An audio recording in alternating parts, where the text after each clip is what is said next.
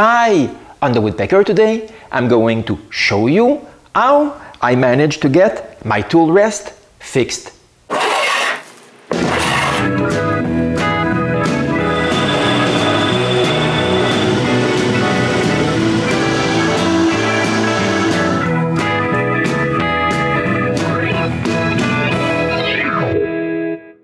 I didn't tighten the tool rest locking screw enough, so I ended up hitting the chuck, and here's the result. Right away, I phoned Pierre for help. The next day, I was in his garage, and he fixed it like brand new.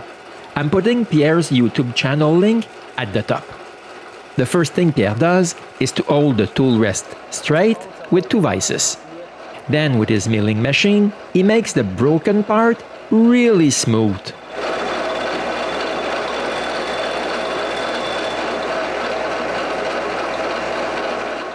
When it's perfect, he drills a small chamfer hole to help guide a bigger drill bit.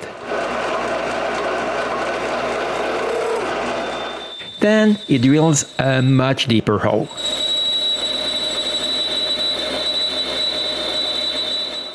Finally, with an end mill, he makes the hole even bigger. After this, he's finished milling. He needs to make the part that will be soldered in this hole. So he goes to his lathe and turns a new bottom shaft for my tool rest. I have to say that his lathe is way bigger than mine. When it's the right size, he turns a tenon at the end. This tenon will be inserted in the hole he just made. After double checking that the hole and the tenon will fit perfectly together, he cuts this from the lathe.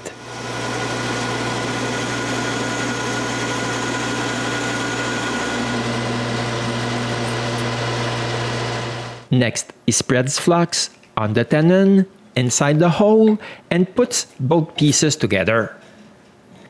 Now this is ready to be soldered. Pierre tells me that it has to be red hot. At one point, he even uses a second blowtorch. And finally, I can help him with something. Eventually, it's hot enough, and he can solder both pieces together with a brass rod.